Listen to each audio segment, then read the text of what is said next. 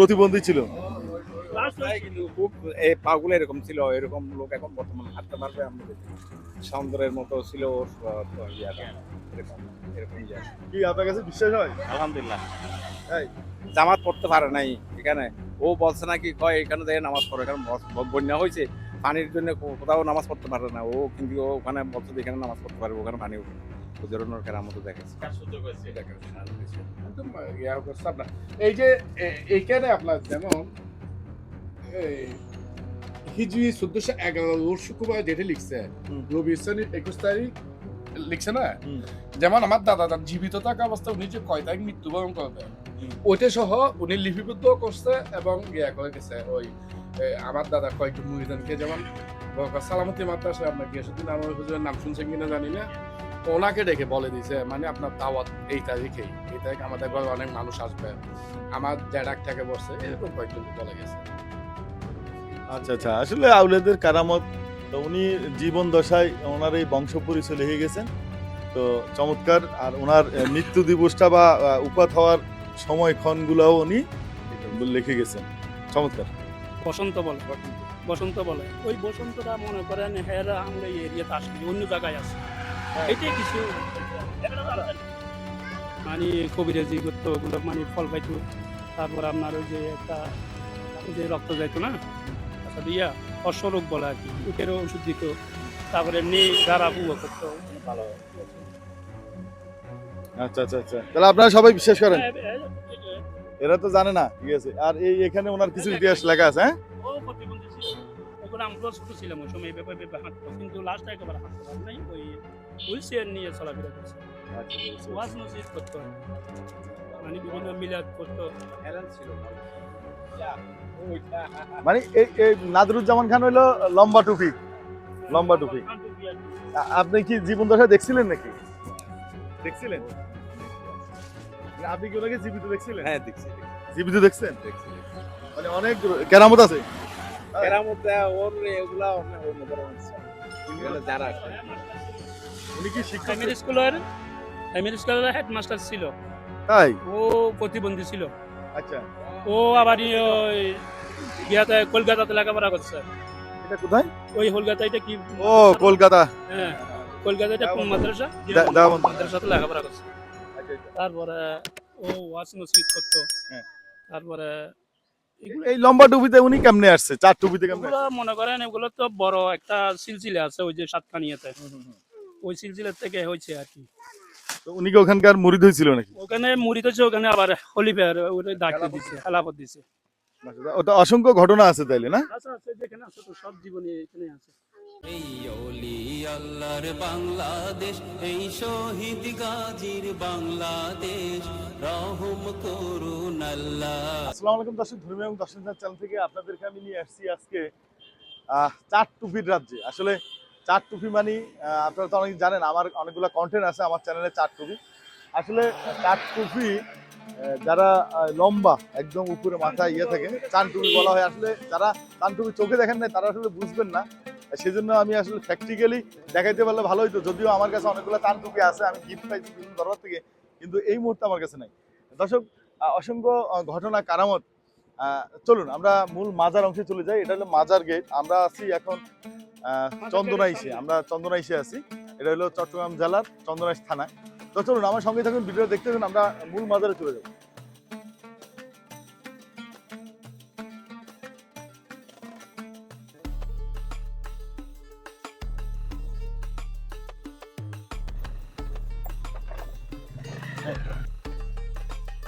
দর্শক, আমরা মূল মাজারে চলে আসছি।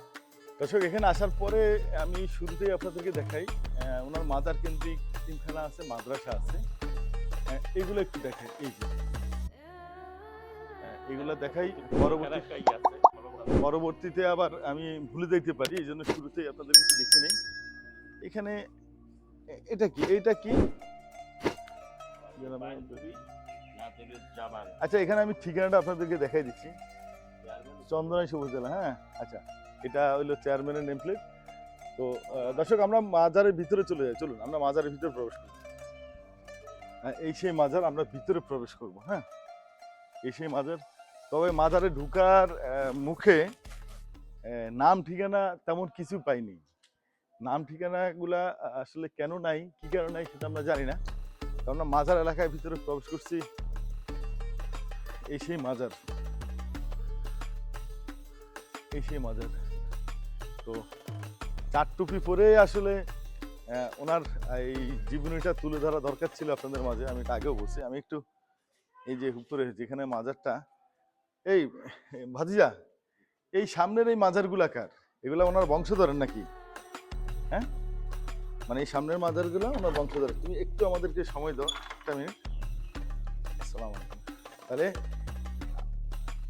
হ্যাঁ, এই যে সামনের মাজারগুলো দেখা যাচ্ছে, আমরা একটু ভিতরে আমরা একটু দেখাই। এই যে মাজারগুলা, হ্যাঁ, এগুলো হলো ওনার বংশধরদের মাজার। যে এই বংশধরদের মাজার, আর ওনার মাজারটা হইলো এটার ভিতরে। এই যে আমরা একটু এই যে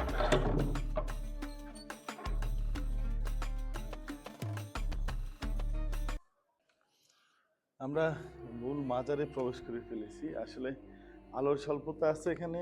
আসলে এখানে তেমন কোনো লাইটের ব্যবস্থা নেই। এই সেই মাজার, এই মাজারের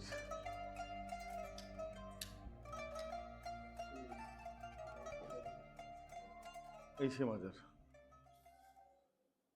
মিলাদ মাহফিল কবে কবে করেন? আমাদের তো আপনার রবি ইসলামী 21 তারিখ হচ্ছে দাদা জানে আপনার বার্ষিক বর্ষই, যেগুলো কবে 19 তারিখ হচ্ছে বড় আপনার। এমনি প্রতি বৃহস্পতিবার সিনেমা মাহফিল হয়। আপনার সাড়ে 6 তারিখ, 11 তারিখ, 6 তারিখ খাওয়া করবেন আলহামদুলিল্লাহ। 11 তারিখ হচ্ছে বফি আব্দুল কাদের জি বাৎসরিক উরুস। বাৎসরিক কোর্স হচ্ছে রবি ইসলামী 21 তারিখে। আমাদের আবার চন্দ্র হিসেবে হয়। হ্যাঁ, সবগুলো এই এই আয়োজনে মানে কিভাবে করেন? আয়োজন আমরা সবাই সমাজের সবাই পার্টিসিপেট করে, আমাদের সবাই সবাই।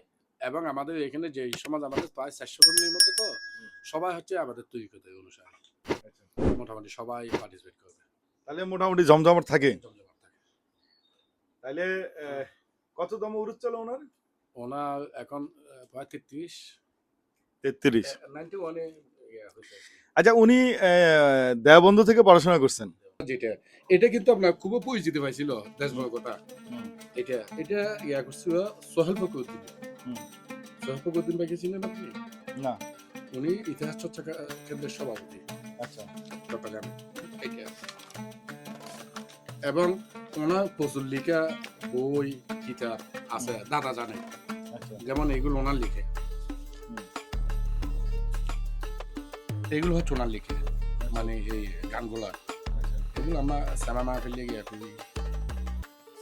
অনেক ইয়ে আছে। এটা হচ্ছে দাদা রওজা। এই তারপরে উনি কোথায় আসছেন?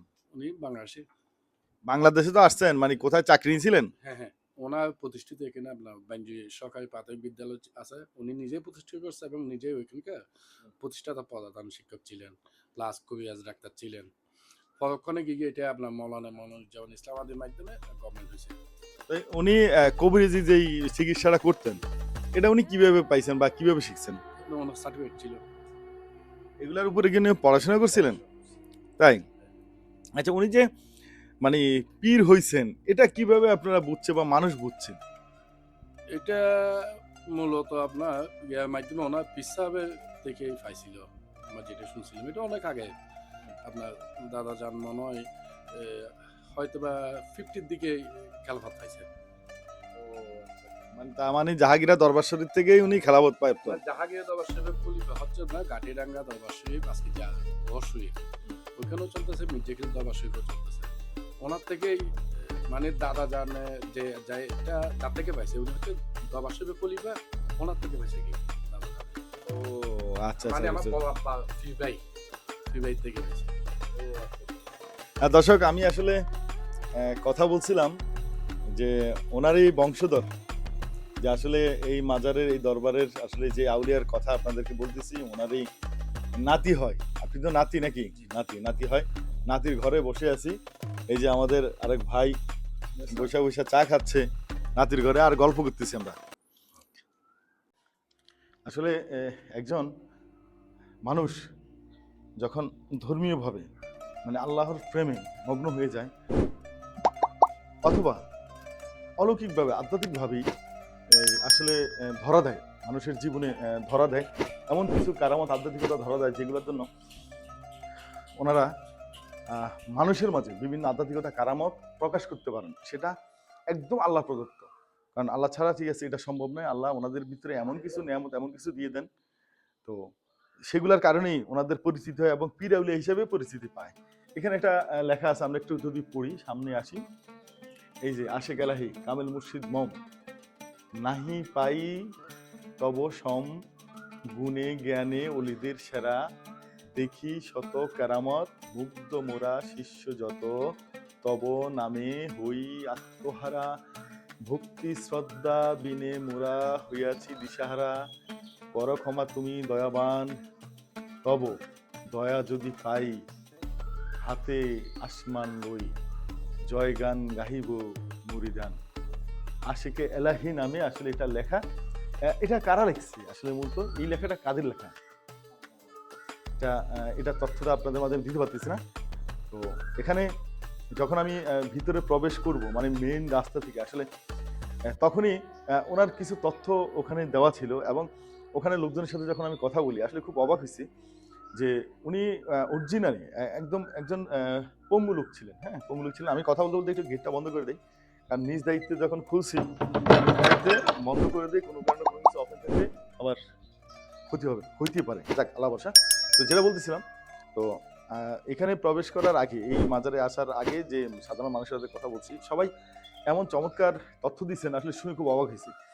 পীরআউলিয়াদের যখন জীবনীটা প্রচার করি বা প্রচার করতে ভিডিও করতে আসি, আসলে মন চায় না যে চলে যাই, যে হ্যাঁ আদরা রেখে চলে যাই। চেষ্টা করি যে আরো কিছু তথ্য আপনাদের মাঝে তুলে ধরার জন্য।